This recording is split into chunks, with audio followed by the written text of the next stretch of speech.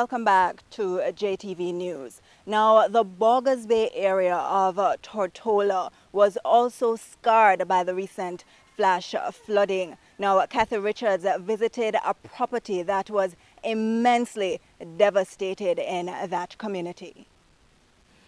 But Pitige, as we continue to roam from community to community across Tortola, we're coming across more and more affected areas. We're now seeing families who are directly hit out of the central area of Tortola. We're now in Boggers Bay, where we stumble across a home, what also seems to be a business that suffered from a massive erosion, where the soil from atop broke away and has severely damaged this property here in Boggers Bay. Well, initially what happened is that around the 8th of, Tuesday the 8th of August, the above road fell on us. What took place is that the sewage line as well burst. The road came down. There is no one initially able to go up and down on any vehicle. I probably might carry up on the road at a later date. But right now, what we are doing now, I'm showing you now, is everything sewage is inside of my house. Inside of the business. The house now is a little more dangerous because initially, apparently, the dirt is up to that level. So I was lucky, and I was thanking God that I got my children out in time because they almost got damaged. I moved them from their bedroom to the kitchen, and by the time we reached the kitchen, it was demolished. The bedroom which my children was living in. We were promised 16 years ago, starting from Omaha, and I like to call people's names and let them know what the devastation is now. That they were going to build the retaining walls. It didn't happen. Then came in the VIP, I believe, under Mark Van Poel. It didn't happen either. It was promised. Then came in Fraser. Then came in Mark again. Initially, we have a documentary of this whole thing by the BVI Beacon. If you go back of me in my home, you will see now, initially, the same boulder that ran through my yard is from up there. We were promised that this was going to happen after the rainy season, which is now. So when it happened around this time last year, and we were promised that this was going to be rectified. It hasn't been rectified. See the road, nobody can go up, nobody can come down, like I said just a while ago. This has been going on for 16 years. Enough is enough. Either you take care of your people, or your people cannot take care of themselves, because we have been trying to make this thing work for the betterment of those up there. It's not about me alone. It's about the people up there.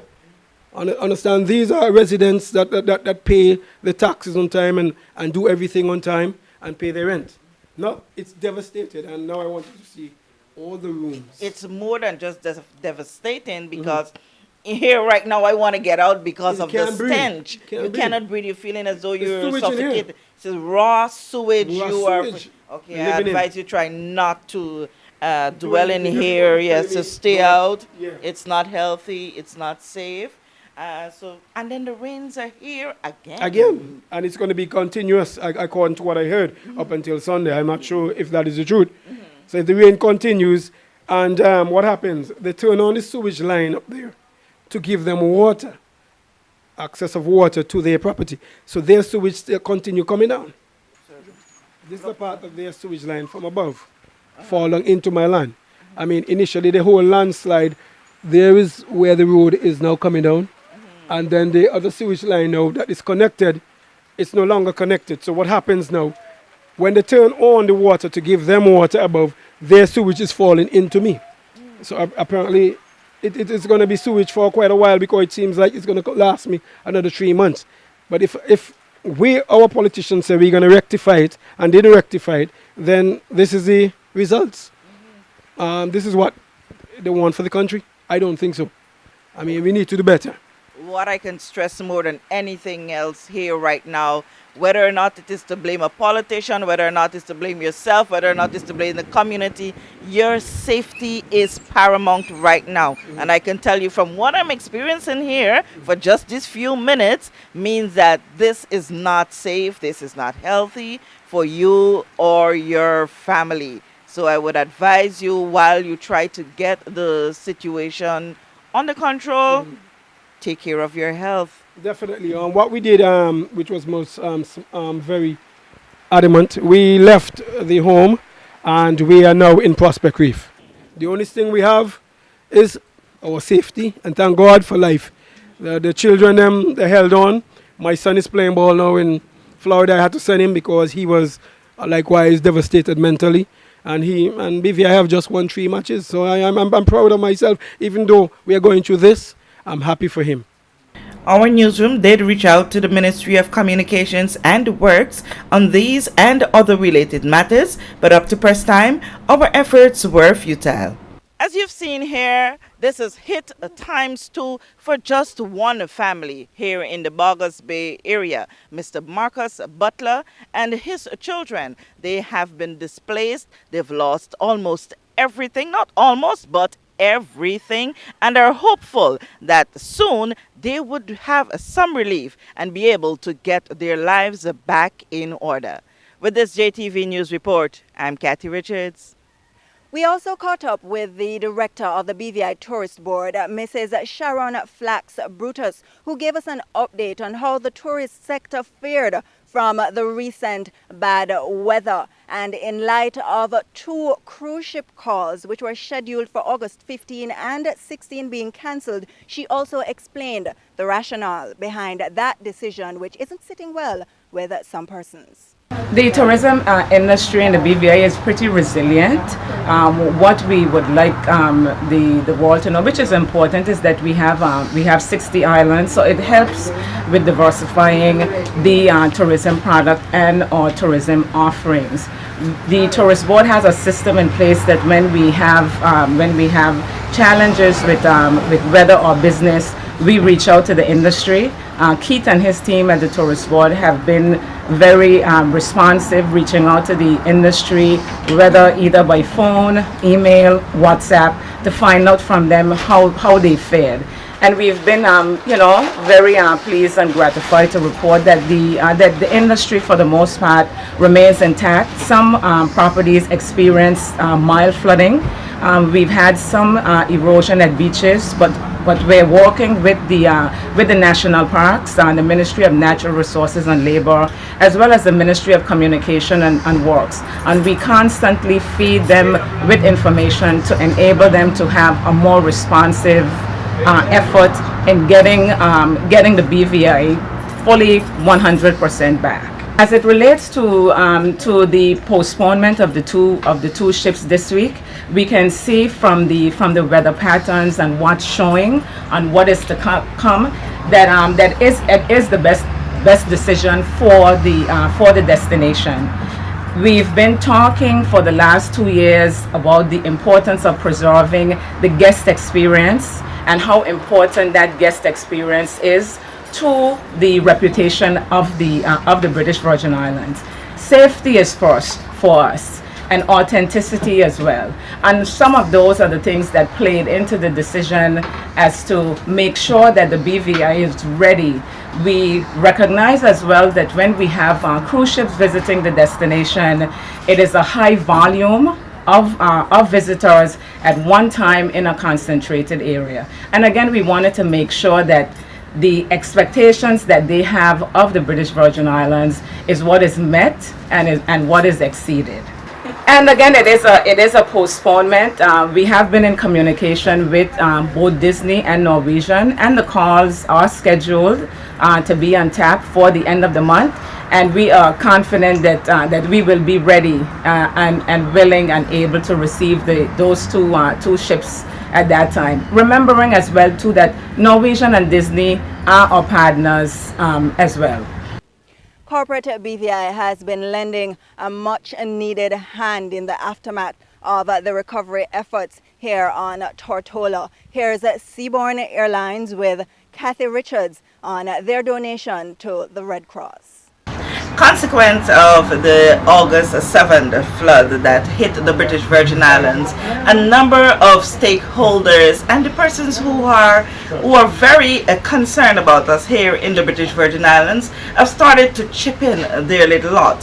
One that has done that is Seaborne Airlines. They've brought in a shipment of supplies that has been donated to the Red Cross for the community. So Hector, tell me about this initiative that you guys have decided to come and bring some relief to the British Virgin Islands. Of course, we feel proud to be part of the communities that we serve.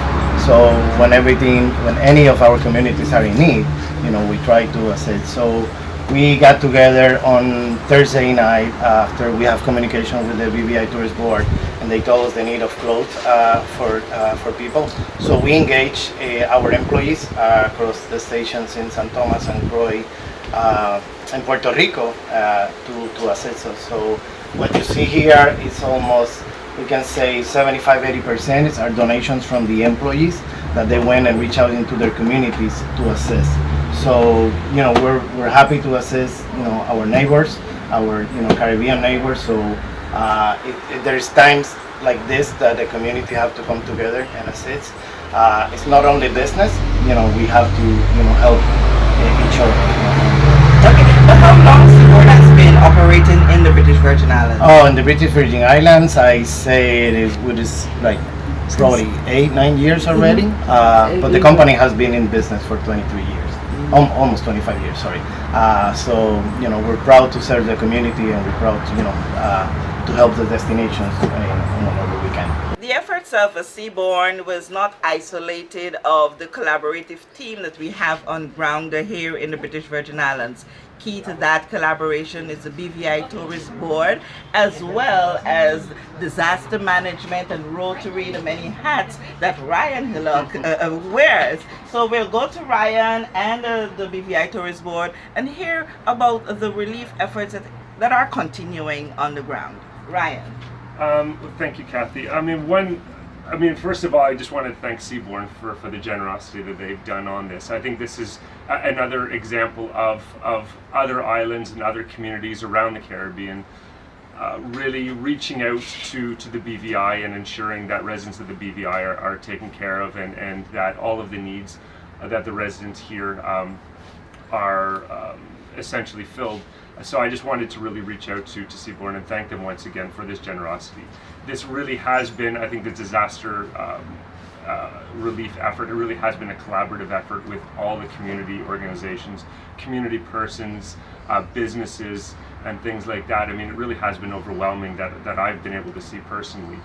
Just on Sunday, we had a group come over from the USVI as well, helping to assist with cleanup of the school at the high school there at USVI. Also coming with an entire load as well of some supplies and things like that for residents here in terms of toiletries, linen, clothing, and so on and so forth. So it really has been an overwhelming rush of support from everybody, from the small people in the BVI to large businesses and everybody.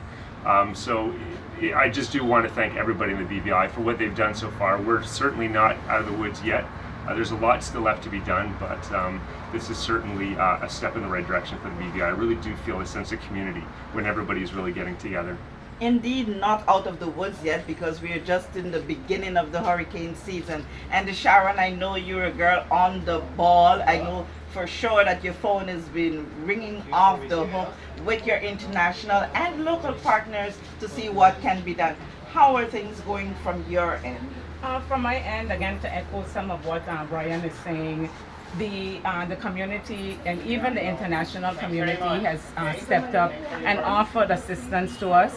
As our Premier rightly says, we're stronger together, and we've seen the Caribbean community as well as the international community come together and offer their support, whether it's in relief supplies or in assistance with getting the word out that the British Virgin Islands, yes, we sustained some damage, but we are open for business and we are still a wonderful tourism destination. Keith, how has it been going with you? I know you too, being the public relations person for the BVI Tourist Board, have been out and about and seen what's going on, and I'm sure also coordinating in some respects. Yes, yes, we have gotten the message out through our agencies and offices overseas, through media regionally as well, that we are open for business, but we thank collaborators such as partners such as Seaborne for their generosity and for recognizing that while we are one BVI, it's one Caribbean, and that we must work together, we must look after each other. In the past, we've had missions from the British Virgin Islands go to various disaster hotspots in the region with our electrical men, Rotarians, and other persons, the Department of Disaster Management and so forth. So we'll continue, and we are very enheartened by this type of generosity and the level of collaboration with all the agencies of government, the private sector, the volunteer groups, Red Cross, and we're very pleased, and we think this is the way that we should move forward as one BVI. A resilient people, one BVI, and more so, one Caribbean. You're watching JTV News, looking at the aftermath of the flash flooding on August 7 and 8. When we come back, a look at the severity of the damage in the northern end of Tortola.